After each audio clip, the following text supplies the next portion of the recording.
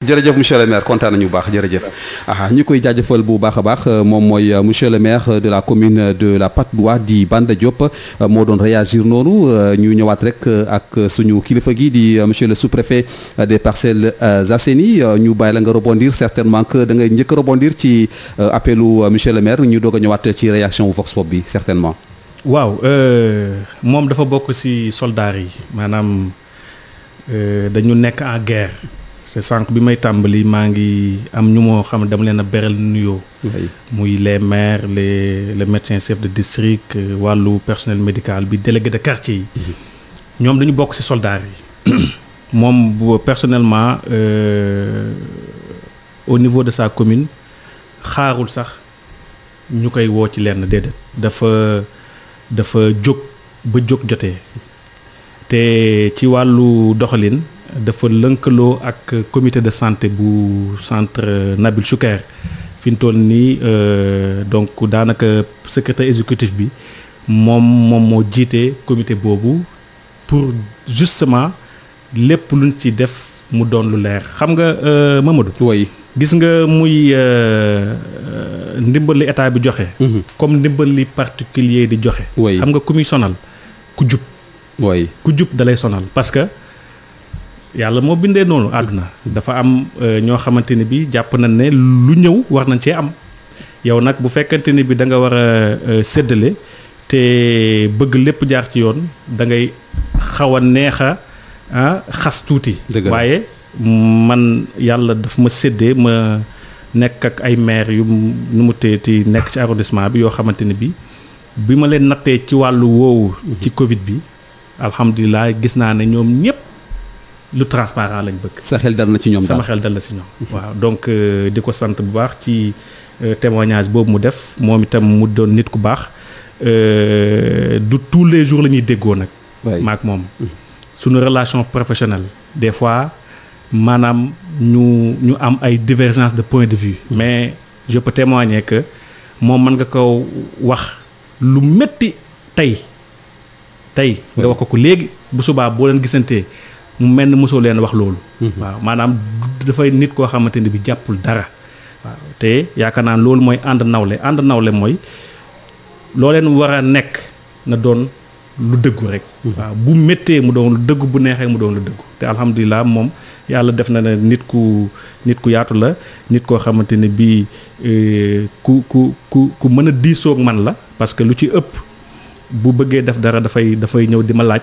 waaw te yaakaar naa ne man aussi au-delà de mon rôle de contrôle des collectivités territoriales sama premier rôle mooy assistant ak conseil.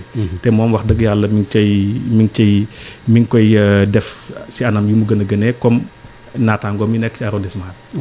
waaw d'accord léegi xam naa ni ñu ñëwaat ci Vox Pop bi nga xamante ne déglu nga ko léegi par rapport ak réaction askan wi.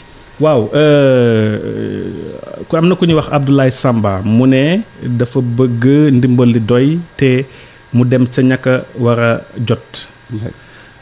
am na lu ma ci wax sànq. gis nga ndimbal bi moom. état bi wax dëgg fa yàlla wane na yéeneem. parce que bu fekkee registre national unique 588 000 ménages la mu ne damay jéggaani ñooñu jox leen dolli ci waat ba mat 1 million. te ñu xool Sénégal kër yi lu ci ëpp. ay diggante ñeenti nit la ba juróom-ñetti nit. donc mën nañ jàpp ne diggante 4 millions ba 8 millions de personnes état bi xëj na dina ko jàppale ci ndimbal loolu. donc mais nag daanu moom dajul suuf. yéene état moo doon tey bépp ménage bu nekk Sénégal mu jox la ko waaye nag xam nga état dafa am yeneen charge. waaw am na yeneen charge yoo xamante ni bokkul ak dara ak lii donc même bu amee yéene bi mënu koo matalee par contre fexe ba. ñàkk a war a jot ko loolu moom saa yu ñu xëyee suñu tànk tubéy ci loolu lañ koy xaar et je l'ai dit aux délégués de quartier je l'ai dit au maire mbir mi amul benn autorité muy commencé gouverneur ñëw ci préfet ñëw ci man ñëw ci maire ñëw ci délégué de quartier amul kenn koo xamante ne bi jagleel nan la nga def ci lenn yow kott ci sa teeyaayu bakkan déedéet. bu dee sous quartier bi dafa am lu ñuy wax sous comité délégué de quartier bi ci la bokk directeur d'école bi ci la bokk organisation communautaire de base bi ci la bokk et d'ailleurs j'en profite pour féliciter district nord parce que jamono jii may wax ak yéen Aline Badara Sène mi jiite relais yi mi ngi def tournée de sensibilisation ci commune yépp donc chef de quartier bi directeur d'école bi OCB bi imam ak curé bi comité de santé ba nga xamante ne bii mu nga ca poste de santé ba wala sa centre de santé ba ci la bokk association des parents d'élèves ci la bokk bàjjenu gox bi ci la bokk relais communautaire bi ci la bokk donc boo ko gisee du benn nit kuréel la kuréel boobu moom moo nekk ca quartier ba moom moo xam kaka yellool ak kaka yelleelut waaye délégué de quartier amul benn sañ-sañ moom kese toog fa mu toog di recenser ay nit non non ku ci def yoon dal sa kaw donc kuréel boobu ñoom ñooy daje def la nga xamante ne bii mooy ciblage bi li tax nag ñu yaatalee ko nii dañoo bëgg fu délégué de quartier ne kii kat yaakaar naa ne yeyoo na ko na fekk na ña mu àndal ci comité bi yépp jàpp ne kooku yeyoo na ko waaye bu fekkente ni bii kenn dafa ne yeyoo na ko ña ca ëpp ne yeyoowu ko kooku kenn du ko jox te nag dafay am contrôle parce que force de sécurité yi di police ak gendarmerie ñoom la ñu wax ñu superviser opération yi donc ñoom contrôle bi am nañ ci pàcc bu am solo waaye nag du ñoom kese parce que boo ñëwee niveau commune am na li ñuy wax comité communal de ciblage boo xamante ne bii maire moo ko jiite la ma doon def démb ca Grand Yoff moo doon installé leen comité boobu maire moo ko jiite commission santé et action sociale bu mairie bi ci la bokk responsable développement communautaire ci la bokk représentante femmes yi maanaam jigéen ñi ci la bokk ki représenté góor ñi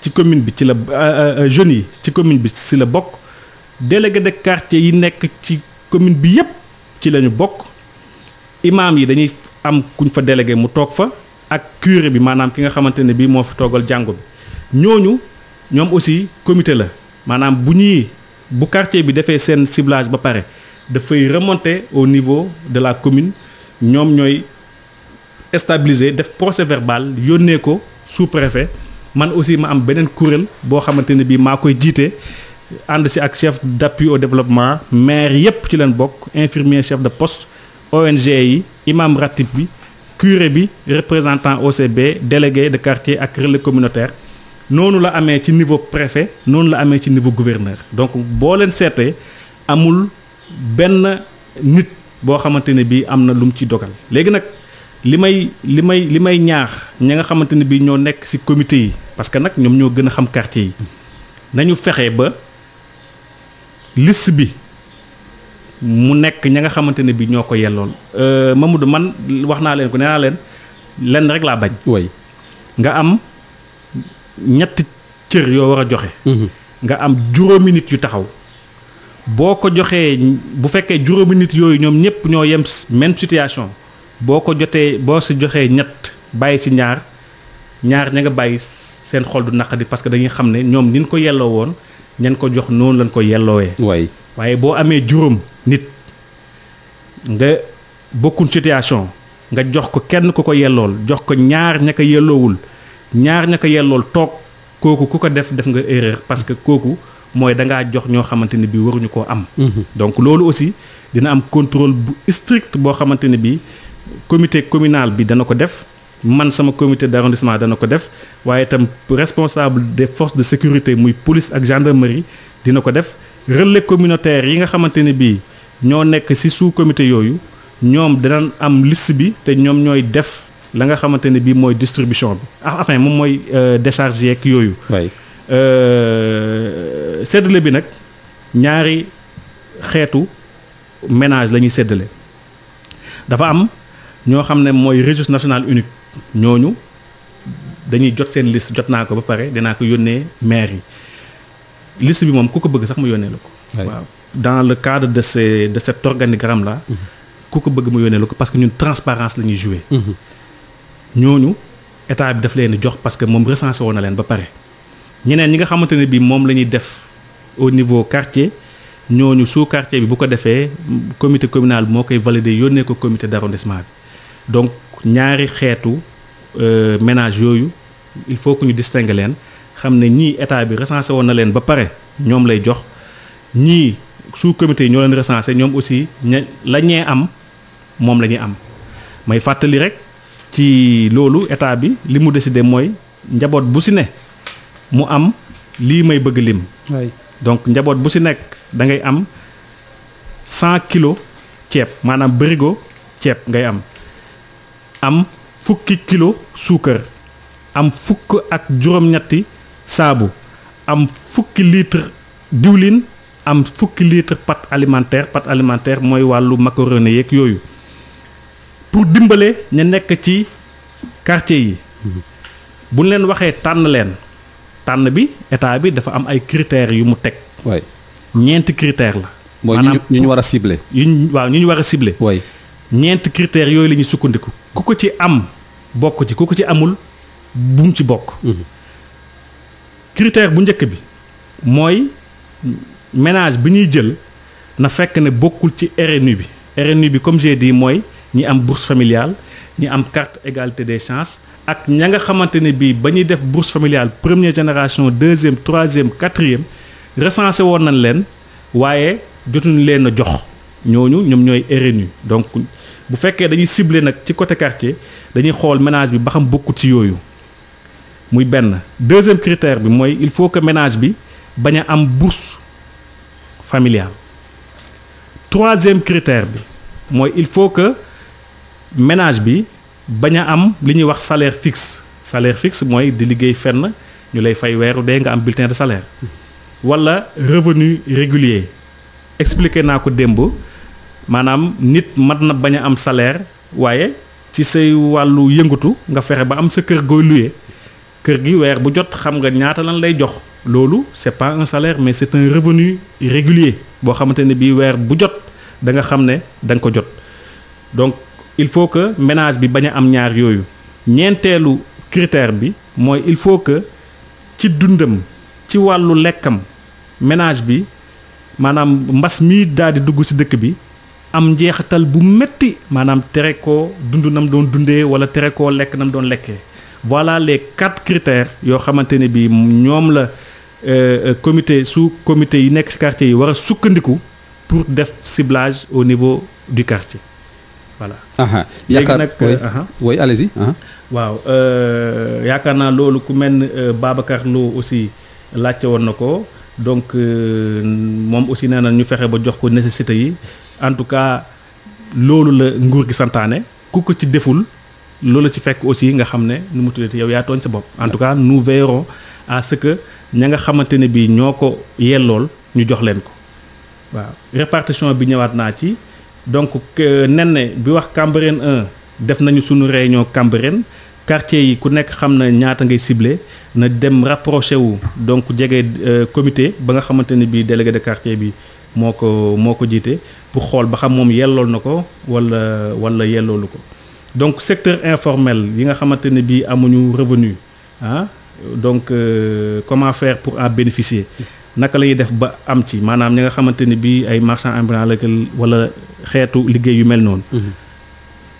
mbir mi daal leer na c'est-à-dire ku remplir critères yi. oui da nga ci am.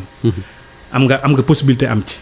ku remplirul critères yi amoo possibilité am ci maintenant nag bu fekkente ne bii yow dañu jagleel sa quartier fukki nit. fukk ak juróom ñëw taxaw te remplir critères nañu xam ne fukk yi moom dana leen jël juróom yi nag mën nañoo xaar beneen précision bi may def. Mamadou mooy. way bi mbir mi amee ba léegi am na ay maire yoo xamante ne bii dañoo jël ci seeni budget. way di dimbale seeni askan. te booba ndimbalu état ñëwagul. way ñi ko ci jot a def.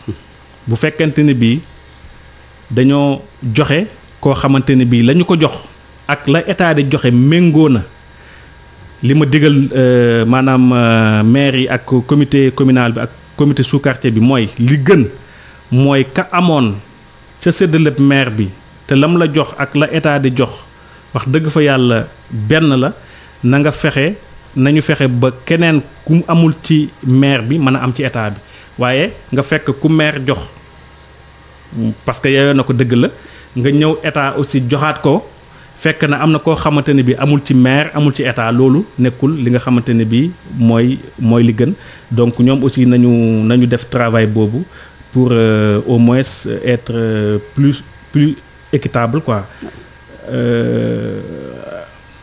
Abdourahmane Diallo nee na ndax maire commune d'arrondissement yi donc impliqué nañ leen wax naa ko sànq nee naa comité communal de ciblage bi maire yi ñoo ko jiite donc waaye comme j'ai dit amul lenn loo xamante ne bi maire bi dina ko mën a dogal te fekk comité bi àndu ci.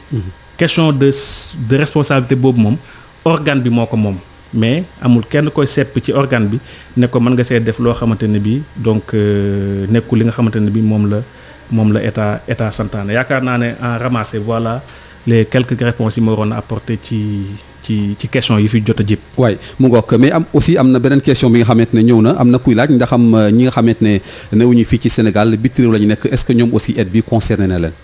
waaw mais boo gisee keroog am na benn communication bu ministre des affaires étrangères def te mu jëm ci sunu naataangoo yi nekk bitim réew donc li mu wax leer na état bi dégagé ne ay koppar yu takku yoo xamante ne bii dafa jëm ci dimbale ña nga xamante ne bii ñoo nekk en situation de précarité te nekk sunu naataangoo nekk ci bitim réew donc loolu yaakaar naa ne chancellerie yi nekk ci réew yooyu donc ci ndigalal ministre des affaires étrangères ak ministre des finances dinañ ko jagleel pour que ña nga xamante ne bi ñoo nekk foofu aussi mën a sentir ndimbal li nga xamante ne bi état bi mi ngi koy defal seen naataangoo yu nekk fii ci réew mi. voilà mu ngoog xam naa ni ñu jëlaat encore benn courte pause quelques secondes rek ñu mën di soit léegi incha allah. man nga ma ko woon ay fa laa ko tegoon feebar baa ci réew mi ko nan ko jàppe noonu gën a seet sell. rajo Afia FM 93.0 dina dalal samedi 11 avril bu fukki waxtoog ñaar jotee sous-préfet bu Parcelles Assainies di Babacar Mar ñu fas yéene waxtaanee mbas mi di Covid-19 dogal yi nga xam ne jël nañ ko ci ngir kaaraange askan bi waaye ndimbal li nga xam ne autorité jox nañ ko askan wi ngir seen wàllu dundu anam yañ koy séddale ak askan wi nga xam ne ñoo ko yelloo ngeen mën a woote ci 88 628 05 05 ngeen fas yéene ànd ak Mamadou Fall ci biir waxtaan wi askan wi it mën cee bokk ci 88 628 05 05 88 628 05 05 mën ngeen it yónnee seen laaj ci biir waxtaan wi Afia FM Afia askan wi ànd xeex jëlee fi mbas mi. kaay gën a bëri fii bu nekk lim bi yokk xawma lii lan la nii nañ wàññi kenn bi di raxas loxo yi nuyoo salaamaaleykum rek doy na ci man nga ma ko woon ay fa laa ko tegoon. mu ngoog mbokk yi ñu dellu soit kon ci plateau bi di fàttali itam ni ñi nga xamante ne bëgg nañoo réagir par rapport ak émission bi aussi ubbil nañ leen ligne bi ku ñëw aussi am contribution wala am laaj bi nga xamante ne bëgg nga ko jagleel sous-préfet mun nga ko jaaree ci 88 628 05 05 88 628 05 05 asalaamaaleykum. allo salaamaaleykum man la Guèye l'original conseil municipal Parcelles Assainies. conseil municipal Parcelles Assainies Guèye l'original ñu ngi lay nuyu bu baax. ça va sant bëggoon participer ci émission bi. bisimilah. waaw déjà di nuyu vraiment sous-préfet Mar nga xam ne sama xarit la vraiment doon koo xam ne ku disponible la. di def liggéey bu mucc ayib ci commune bi. wallaahi. vraiment maa ngi koy nuyu moom xam na man xam naa vraiment yàlla moo ñu ko indil daal. jërëjëf merci bien. mais sama intervention dafay poser ci comité communal de ciblage bi mu teg Parcelles Assainies démb. waaw. nga xam ne liñ ci constaté ñun ak photo yi ñu dugalal. gis nañ ne maire Moussa Sy moom poste yeneen yëpp ay nitam rek ñoo ko yor. donc soo xoolee bu ne représentant des femmes. adjointe au maire Mati Ndiaye di pro Moussa Sy ñëpp xam nañ ko moo ko yor. boo jëlee représentant des jeunes Khalidou Gataba nga xam ne chef division sport bu Moussa Sy la di pro Moussa Sy moo ko yor. soo jëlee li nga xam ne aussi mooy commission santé sociale et cetera Mamadou Ndiaye nga xam ne chef de division la ci mairie bu Parcelles Assainies nga xam ne pro Moussa Sy la moo ko yor. mais soo jëlee aussi les délégués de quartier xam nañ aussi délégué de quartier ñu ci bëri ni ñu mel au Parcelles Assainies par rapport au maire Moussa Sy ki leen jiite tey jii parce que seen président dafa décédé ki leen jiite muy père Birane Ly di pro Moussa Sy soo jëlee représentant des imams c'est imam Traoré di conseiller municipal comme man mais aussi di Pro Moussa Sy à 900%. suñu xoolee comité bi daal ñi fa ne yëpp ah le père Abdou Cissé aussi nga xam ne adjoint au maire la ñooñu ñëpp ay Pro Moussa Sy la ay waa ANC lañ donc loolu bëgg nañ aussi ki nga xam ne mooy suñu préfet nga xam ne xam nañ ko bu baax vraiment réussite am la ñuy ñaan liggéey rek lay def ci commune bi mu xoolaat bu baax comité de ciblage bi nga xam ne moo nekk au Parcelles Assainies parce que tey ci groupe WhatsApp yëpp nit ñaa ngi koy débattre te coow nañ na am au Parcelles parce que on a vu que c'est l'ANC aujourd'hui qui occupe poste yi nga xam ne mooy poste yi nga xam ne mooy comité de ciblage te ANC boobu Moussa Sy la te ñun bëgguñu li ñu poli ko parce que pandémie la nañ ko yaatal wala ñu jël yeneen ñi nga xam ne ñu ngi ci représentatif ci parcelle. d'accord ñu dugal leen ci pour que mbir mi gën a leer ci pandémie kenn waru ko politique. d'accord ñu baal ma nekk ci kàddu gi. jërëjëf merci beaucoup nuyul ma préfet bu baax. mu ngi lay déglu bu baax jërëjëf. d'accord merci jërëjëf d'accord Dieye l'original ñu ngi koy nuyu bu baax a baax muy wootee fale ci Parcelles Assainies su ko defee itam am na keneen ku nekk ci ginnaawam ñu mën ko jëlaat ñëwaat asalaamaaleykum. salaamaaleykum. waaleykum salaam wa rahmatullah. sëñ Fall maa ngi lay nuyu. delloo ziar bu baax alhamdulilah. maa ngi tudd Alioune Badara Sène. Alioune Badara Sène. waaw nekk président du réseau des acteurs communautaires bu district nord. d'accord Alioune Badara bisimilah. donc district nord boo ko déggee mooy l'arrondissement des Parcelles Assainies. dégg la. donc mooy les 4 communes Cambérène Parcelles. Patte d'Oie Grand Yoff. oui. waaw nekk en même temps aussi le président du conseil communal de la jeunesse commune Patte d'Oie. effectivement. waaw may nuyu nag suñu sous-préfet Mar. oui. di ko jox wàccuwaayam. ku ko nuyu le président de la République. oui. keroog ba mu ñëwee ci installé suñu comité communal. oui. kàddu yooyu laa fa yëkkati. ma ne ko toogaayu président de la République toog. oui. tey ndimbal bi nga xam ne tey président defal na ko askan bi. tey ñu teg ko sa loxo. nga ñëw woo askan bi yëpp. siisoo ak ñoom. amul benn information boo xam ne am na ci. te jógulul fu leer mu jël ko partagé ko ak ñëpp. muy les maires muy les délégués de quartier. parce que def nañ loo xam ne lu raar la ci autorité. parce que bëgg na fu mu ñu waxee. ñëpp fekkee bëggul kenn di wax ci ginnaawam da day bëgg toog. moom mu joxe l'information juste et vrai. ñëpp fekkee ko moo présider tous les comités yi nga xam ne moom lañu installé.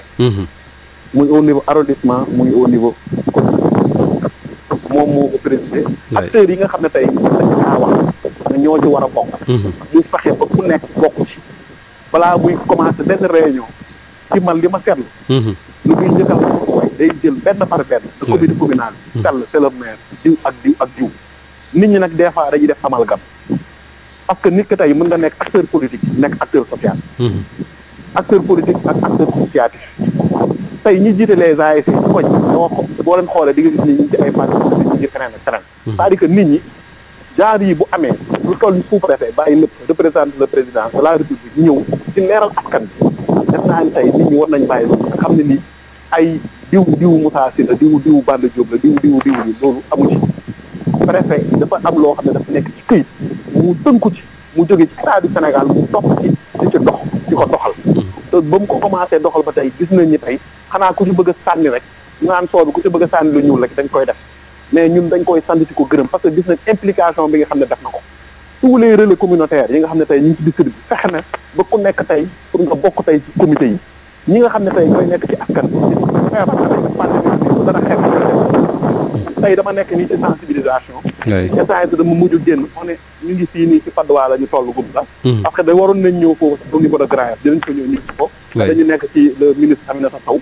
mooy délégué général protection sociale et développement ci solidarité nationale moom lañ nekk ci waxtaanal ñi da mën xaw a génn ne foofu mu dugg balaa émission di jeex dëgg la sant gërëm le sous-préfet Mar ci ni mu yoree mbir mi man gëm naa ni tey arrondissement des Parcelles Assainies moom nu mu ko téyee bu fekkee tey arrondissement yëpp def nañ ko au niveau du Sénégal président de la République dina am résultat bi nga xam ne tey bëgg na ko mooy lan mu jot 1 million de familles ak 8 millions tey de personnes yu touché leen te tey ci tànk yooyu la nekk tey képp koo gis mu nekk dans les comités communaux tey le conseil communal de la jeunesse mun naa ne tey commune boo dugg tey moo fa représenté la jeunesse fii la far fee la far kooku c'est autre chose kooku c'est les populations parce que kooku le préfet falu ko association ñoo dajaloo au niveau des Parcelles Assainies au niveau de la Patte d'Oie au niveau de Cambérène ñu fal ay njiit man ma bokk ci association ñu am récépissé ñu fal leen sous la supervision aussi de l'État ñooñu ñoo leen fal maintenant fii la far fële la far loolu c'est autre chose xam nga délégué de quartier ñu leen di tànnee ñun xam nañ ñeneen ak ñeneen xam nañ leen donc tey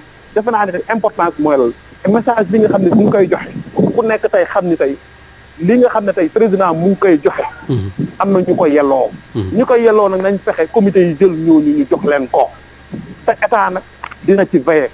xaw ma kan ne mais ñun suñu sous-préfet bii am na fula bu toll ni du bàyyi benn maire ko yàqal liggéeyam du bàyyi benn jeune di ko yàqal liggéeyam du bàyyi benn politique ko yàqal liggéeyam dina ko def tey moom mooy communauté yónniwul kenn. fii président joxul benn maire.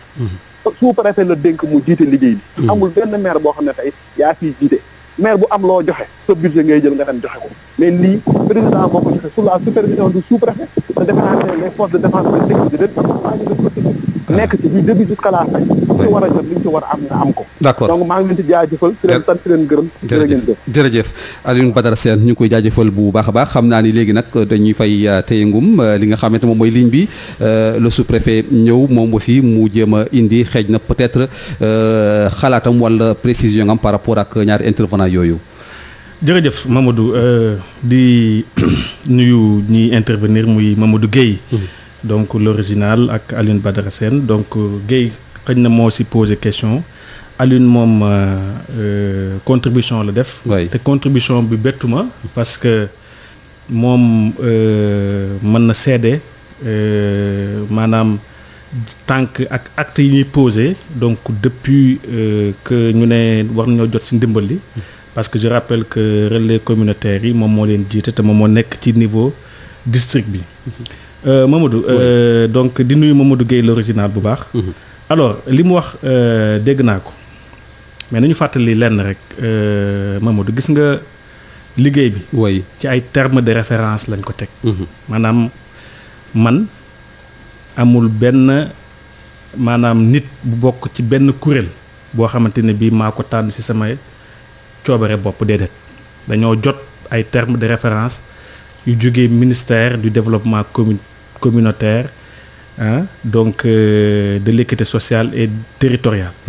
loolu rek la ñuy wéyal maintenant nag terme de référence yooyu ñoom ñoo ne comité bi nga xamante ne bii moom mooy comité communal de ciblage bi maire moo koy jiite commission santé action sociale bi conseil municipal bi fal kooku ci lay bokk responsable développement communautaire kooku état la représentante des femmes représentant des jeunes délégué de quartier yi chef de village yi sax wax na ko parce que am na ay dëkk yoo xam ne amul quartier ay village la am un représentant des imams et le curé bi ma jotee terme de référence yi xam nga lan laa njëkk a def dama woo maanaam ki nga xamante ne bii moom mooy fi toogal conseil d'arrondissement de la jeunesse muy Bassirou Samp conseil d'arrondissement conseil de la jeunesse yi may fàttali que dans sa composition lépp luy xeetu association de jeunes te am récépissé donc moom mooy structure faîtière bi maanaam moom mooy structure bi nga xamante ne bii moo leen coiffé ma ni ko dama bëgg comme dañuy jëm ci installer les comités communaux de ciblage dama bëgg nga jox ma commune bu ne kan moo fa toogal conseil communal de la jeunesse ma ne ko bul ma ko wax de danga ma koy bind mu bind ma lettre boo xamante ne bii c'est daté du 8 avril mu ne ma comité yi à la suite de notre réunion je vous transmets les contacts des présidents de conseils communaux de la jeunesse de notre arrondissement mu ne parcelle Kalidou G Ba moo fa nekk joxe sax numéro téléphone am 77 655 08 03 Grand Yoff Geoffroy F Dacosta 77 435 26 14 Cambérène Mame Gueye Diop 77 618 13 48 Patte d'Oie Alioune Badara Sène 77 625 68 55 nañ ma baal ci li ma joxe seen numéro téléphone yi. waaye comme j'ai dit. leeral donc moom ma ci transparence voilà. alors ñu ne jigéen ñi dafa am lu ñuy wax conseil consultatif de la femme niveau arrondissement ki ñuy wax Mati Ndiaye moo ko jiite man bu ma ne Mati Ndiaye du adjoint au maire bi la ciblé. déedéet kuréel ba nga xamante ne bii jigéen ñi la moom la ciblé ma ne ko Mati jox ma ña nga xamante ne bii ñoom ñoo toogal femmes yi ci gox yi mu ne moom man maa toogal Parcelles Assainies Ndeye Danfara moo toogal Patte d'Oie Grand Yoff Naïf Touré la Cambérène Awa Touré la mu bind ko signé ko ma ne Aline Badara jox ma liste communautaire commune Cambérène liste communautaire yi liste des relais communautaires day englobé relais de communautaire ak bàjjenu gox mu jox ma listu maanaam ñi nga xamante ne bii ñoo bokk ci moom te yemul foofu sax dafa dem ba ci koñ bu nekk mu wax kan moo fa nekk relais communautaire ak bàjjenu gox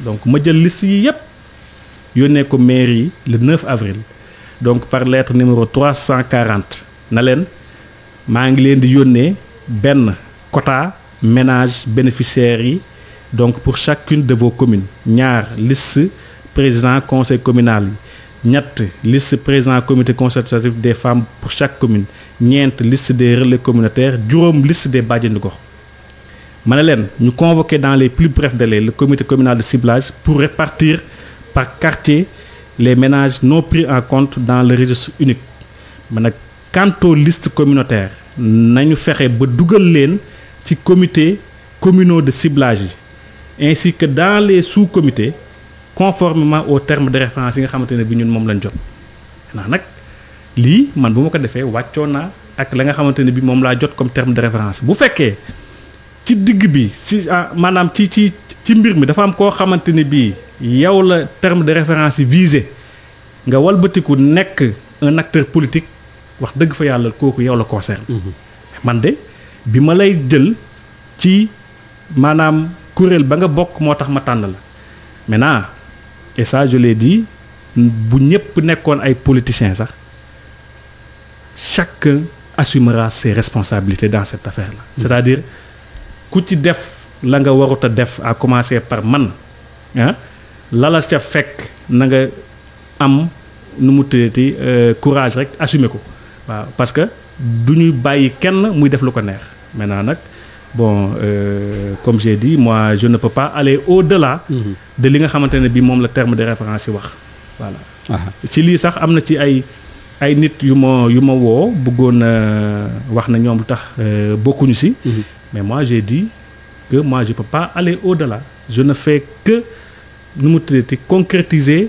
les termes de référence yi nga xamante ne bi moom la ñu jot maintenant daje nañ comité communal de ciblage bu mairie Parcelles Assainies maa ngi ko def démb ci aljuma ji ay 11h moom laa def après def Grand Yoff jeexal ko li ma fa dégg man de personnellement dal na sama xel mais comme on dit la confiance n'exclut pas le contrôle mais je sais que monsieur le maire Moussa Sy ci li mu wane ci maanaam disposition wam pour lii jàpp naa ne bañ na ko ci jàmm et il a été très clair avec les délégués de quartier parce que nee na lii kun ko ci jox mënu laa dundal ñaari weer ba ñetti weer donc moom du nangu mukk ñu jam ko ci maintenant je le prends au mot et je sais que ne même disposition yooyu man moom laa am et que le contrôle qui doit se faire au niveau quartier